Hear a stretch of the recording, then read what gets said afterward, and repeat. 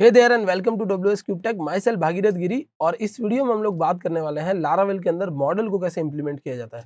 तो guys, Laravel model, view और controller इस आर्किटेक्चर पे काम करता है। कंट्रोलर की बात हम लोग पहले कर चुके हैं पिछले वीडियोस के अंदर, व्यू की बात भी हम लोग कर चुके हैं। अब बारी आती है मॉडल की। तो अगर आपने पिछले वीडियोस नहीं देखे हैं तो इस प्लेलिस्ट में आपको पिछले वीडियोस मिल जाएंगे। पूरी प्लेलिस्ट आप फॉलो कर सकते हैं सो दैट आपको एक अच्छी लर्निंग मिल सके लारावेल के ऊपर। तो चलिए देखते हैं क्या क्या चीजें हम लोग समझेंगे इस वीडियो में। हम समझेंगे कि मॉडल क्या होता है, फिर समझेंगे कि मॉडल कैसे क्रिएट किया जाता है लारावेल के अंदर, और एट द एंड समझेंगे कि मॉडल को डेटाबेस के साथ कैसे कनेक्ट कर सकते हैं। तो चलिए, मॉडल क्या है गाइस? मॉडल पीएचपी की एक फाइल होती है, ओके। और ये फाइल जो होती है वो क्लास बेस्ड होती है, मतलब उसके अंदर एक क्लास बनी होगी और वो क्लास के अंदर कुछ फंक्शंस होंगे, ठीक है। अब ये जो फाइल है वो कैसे बनाई जाती है, तो वो लारावेल जो है वो आपको एक कमांड प्रोवाइड करता है, उसकी अभी हम बात करेंगे। लेकिन कुछ और भी चीजें हैं लारावेल मॉडल के लिए।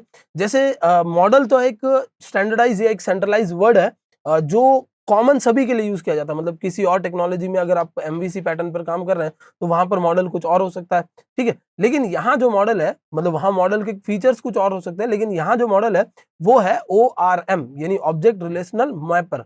ओके, ये क्या करता है गाइस? ये आपको काफी सारे फंक्शंस बने बनाए देता है।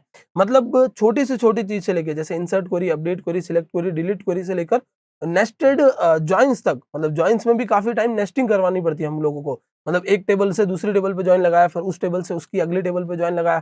तो ऐसे सारे काम जो है ना, वो भी करने के लिए लारावेल आपको फंक्शंस प्रोवाइड करता है। अब ये फंक्शंस क्या करते हैं? ये फंक्शंस आपके वो इतने हार्ड काम को, जिसमें आपको बहुत बड़ी क्वेरी लिखनी पड़ती थी, उसको आसान कर देते हैं, ओके।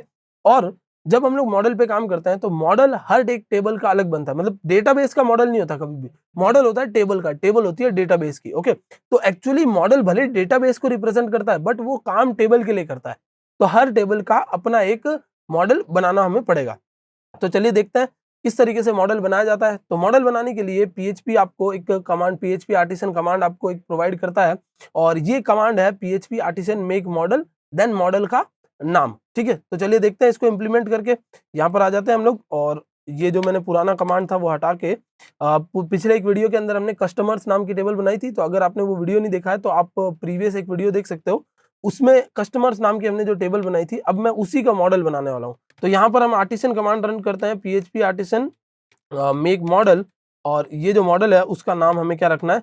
तो जो टेबल का नाम हो वो मॉडल का नाम रखना है हम लोगों को, ठीक है। तो मैंने रख दिया कस्टमर, क्योंकि पिछले वीडियो में मैंने एक कस्टमर नाम की टेबल बनाई थी, ठीक है। अब आपको ये चीज ध्यान रखनी है कि यहाँ जो नाम होगा उसका इनिट कैपिटल ये आपको फॉलो करना है। मतलब इनिशियल जो होगा वो हमेशा कैपिटल होगा, क्योंकि ये क्लास बनने वाली है। अब जैसे एंटर प्रेस करोगे, मॉडल क्रिएटेड सक्सेसफुली, और ऐप ऐप के अंदर मॉडल्स के अंदर कस्टमर डॉट पीएचपी नाम से एक आपको फाइल दिख जाएगी, ओके। ये फाइल यहाँ पर आ चुकी है। ये किसकी है? कस्टमर वाले मॉडल की है, ठीक है। तो अब हम लोगों को तीसरे स्टेप पर जाना है, और हमें क्या करना है? हमें इस टेबल को वहां उसके साथ रिलेट करना है। मतलब ये जो कस्टमर्स वाली टेबल है आपकी, मैं आपको दिखाता हूँ। पीएचपी माय एडमिन में हमने कस्टमर्स वाली टेबल को लास्ट वीडियो में माइग्रेट किया था। तो ये कस्टमर्स वाली टेबल है। हमें क्या करना है? इसको मैप करना है हमारे मॉडल के साथ, ठीक है। तो कस्टमर्स ये जो नाम है वो उठा लेता हूँ, और यहाँ पर आ जाते हैं हम लोग, और यहाँ पर हम लोग लगाएंगे प्राइवेट, ओके, और डॉलर टेबल। तो टेबल का नाम हम मेंशन कर रहे हैं, इसलिए प्राइवेट डॉलर टेबल। ये कुछ चीजें जो फिक्स है, आपको ध्यान रखना है, यही लिखना है आपको, प्राइवेट टेबल और फिर टेबल का नाम, ओके। फिर हमको लिखना है प्राइवेट और प्राइमरी की। ये हम लोग क्या कर रहे हैं? ये हम लोग इस क्लास के मेंबर वेरिएबल्स जो है उनको यहाँ पर बना रहे हैं। प्राइवेट और प्राइमरी की कौन सी है? तो प्राइमरी की हमारी है कस्टमर अंडरस्कोर आईडी, ठीक है। तो लारावेल आपसे दो चीजें मांगता है कि इस मॉडल को जब भी एक्सेस किया जाए तो प्राइमरी की क्या हो और टेबल का नाम क्या हो, सो दैट कि जब भी आगे आप इस मॉडल को यूज करें तो उसको पता रहे कि कौन सी टेबल से कौन सी प्राइमरी की के अकॉर्डिंग डेटा लाना है। बिकॉज अपडेट प्राइमरी की पर चलता है, डिलीट भी प्राइमरी की पर ही चलता है, ठीक है। तो आपने ये दो चीजें लिख दी, प्राइवेट टेबल कस्टमर्स और प्राइमरी की, ये हो गया। अब देखिए, यहाँ पर ये टेबल जो है उसके अंदर मैं कुछ डेटा डाल देता हूँ, ठीक है। जस्ट ऐसे डमी डेटा डाल देता हूँ मैं यहाँ पर आकर, ओके। तो देखिए मैंने कुछ डमी डेटा डाला और गो पर क्लिक कर दिया, तो ये क्या करेगा? डेटा मुझे क्रिएट करके दे देगा। ये मेरी इंसर्ट क्वेरी चलाई है मैंने अभी, तो पीएचपी माय एडमिन से।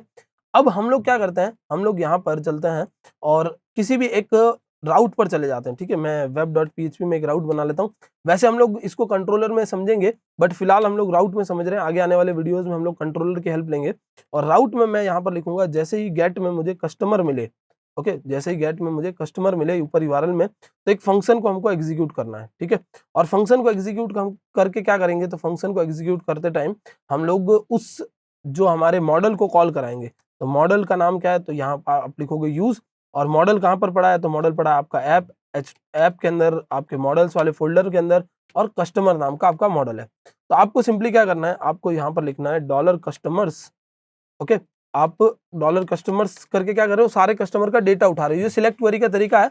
जस्ट मैं अभी आपको एक रन करके दिखा रहा हूँ, आगे आने वाले वीडियोस में इसको और भी अच्छे से समझेंगे हम लोग। और यहाँ पर आपको लिखना है कस्टमर कॉलन कॉलन ऑल, ठीक है। तो कस्टमर के ऑल फंक्शन को एग्जीक्यूट किया, और अब मैं आपको इसको प्रिंट अंडरस्कोर आर करके दिखाता हूँ, echo pre and print underscore R, ठीक है। तो प्रिंट अंडरस्कोर आर इसलिए कर रहा हूँ क्योंकि जो ये आपका मॉडल है वो क्या करता है, सारा data in the form of object देता है। तो ऑब्जेक्ट को प्रिंट करने के लिए प्रिंट आर की जरूरत पड़ती है, ठीक है।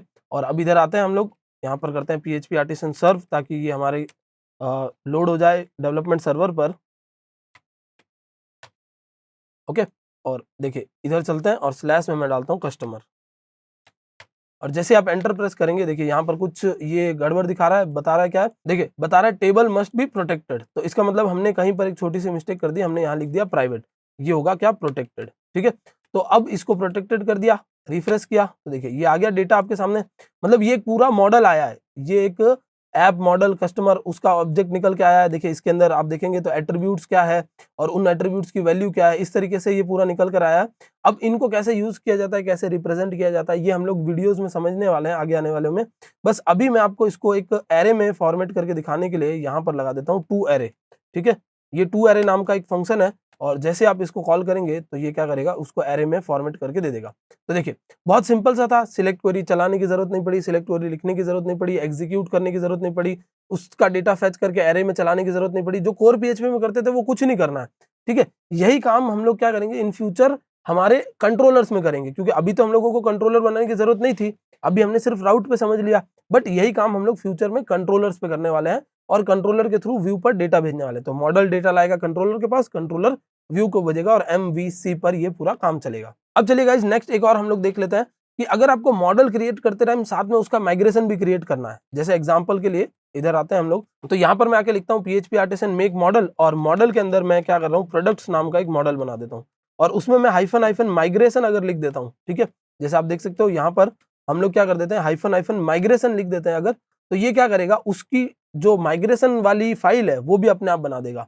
तो PHP artisan make model product का मॉडल बनाओ, और हाइफन माइग्रेशन, तो दो चीजें करेगा। एक तो देखिए यहाँ पर मॉडल बना दिया प्रोडक्ट का, ठीक है, ये प्रोडक्ट का मॉडल हो गया। और यहाँ पर आकर अगर आप देखते हैं तो डेटाबेस के अंदर माइग्रेशन के अंदर प्रोडक्ट की ये टेबल का आपका माइग्रेशन फाइल भी बना दिया। तो एक ही लाइन से आप दोनों कमांड हिट कर सकते हो, ये थोड़ा सा टाइम सेविंग होता है। और जो सीनियर डेवलपर्स होते हैं वो एक्चुअली इन चीजों को ज्यादा फोकस करते हैं। तो आप कहीं कंपनी में भी जा रहे हैं और अगर आपका कोई स्किल टेस्ट हो रहा है, तो ऐसी चीजें जब आप करते हो तो थोड़ा सा इंप्रेसिव भी लगता है। सो आई होप गाइस ये कंसेप्ट आपको अच्छे से समझ में आ गए होंगे। That's it for this video, thank you so much for watching.